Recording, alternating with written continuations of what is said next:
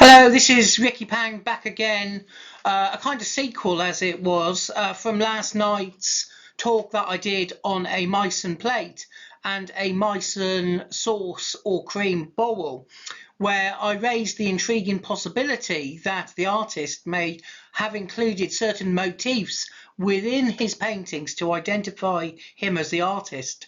Today we're looking at two saucers of mine that date from approximately 1725. They're both Meissen, they're both of harbour scenes, and they may themselves have these kind of secret signatures hidden within their composition.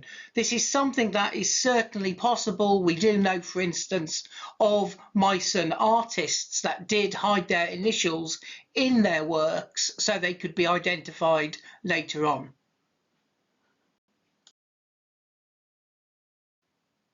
And this is the first of those scenes. So this is a detail, a harbour scene. You can see the boats coming into port. You can see the sailors and the traders there on the quayside.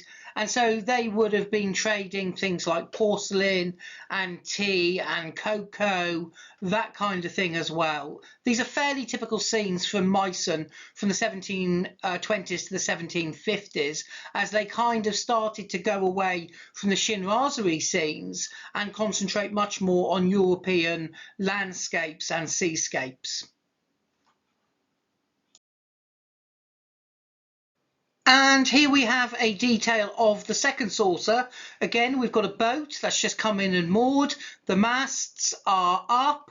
You've got a barrel there full of ale, no doubt. You've got a reference to porcelain. Now, of course, on the bigger ships, you would also have had slaves. Slavery was something that was prevalent from the 17th through to really the first half of the 19th century. And Dresden would have been involved in this as well. I've got absolutely no doubt. There is, for instance, a portrait of Augustus II with a young slave boy who has a hoop attached to basically a collar around his neck.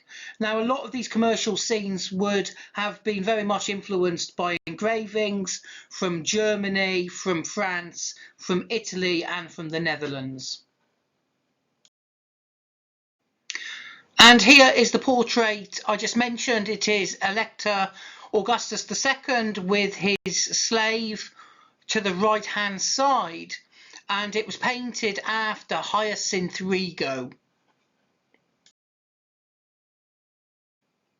And here is a detail of the metal collar that he wears.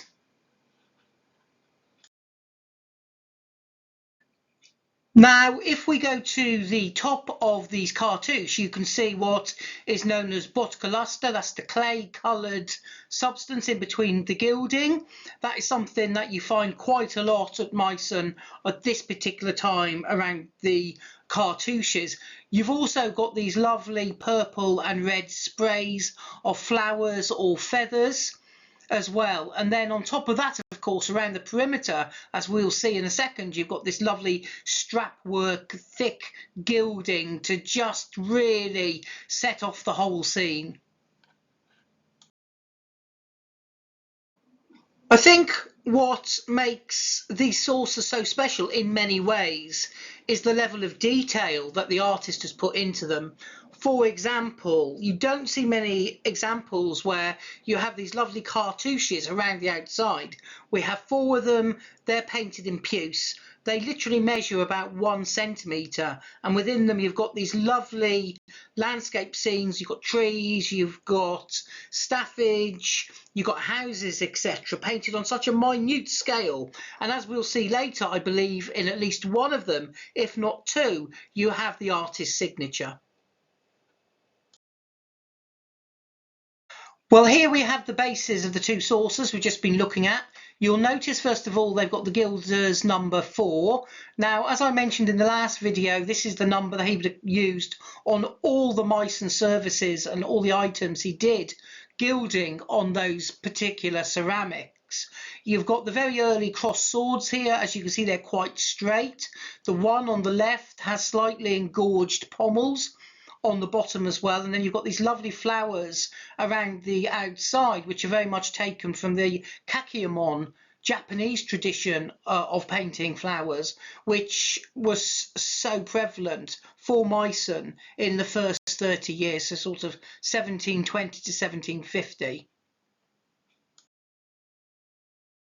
Is a close-up of these flowers. There are 3 sprays of these flowers all the way around the perimeter, and you've got your lovely yellows, greens, and you've got your light blues, your lavenders there, and your reds as well. Now, I mentioned earlier that there may be signatures hidden in these very small puce cartouches, and there's one here. You can see towards the bottom of the cartouche to the right what appears to be a D, and you go along, there's some letters there and a T, possibly an M as well. These are hidden so well and they are so small, it is almost impossible to see them. But you have to imagine a Meissen artist at this particular time getting paid very, very little, being told that, you know, you cannot put your signature on any of these pieces. It is basically illegal to do so. And it's a little bit of one-upmanship, I think, on Meissen to just hide those signatures once in a while in the compositions of the piece. Now, this may well be as it is here in a small cartouche.